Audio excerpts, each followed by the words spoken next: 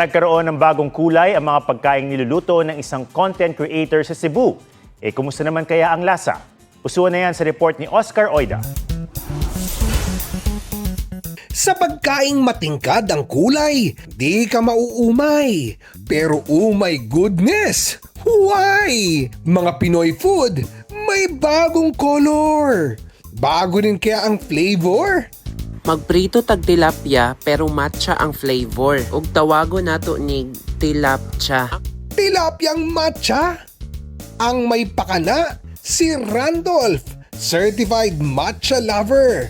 Kaya pati champurado, why not haluan ng matcha powder? Sayang din kasi ang matchang galing pang Japan.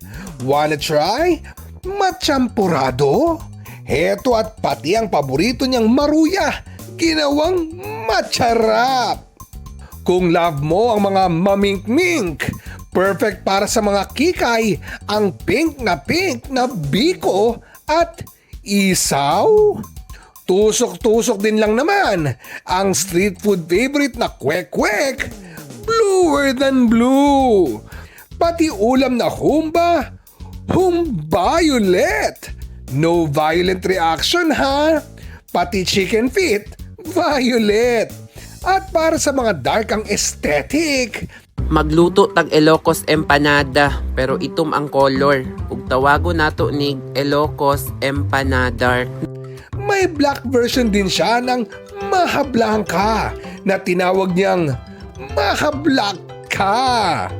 Ayon kay Randolph, sa mga pagkain ginamitan niya ng food coloring, don't worry. Kulay lang daw ang nag-iba pero pareho pa rin ang lasa. Oscar Oida, nagbabalita para sa GMA Integrated News.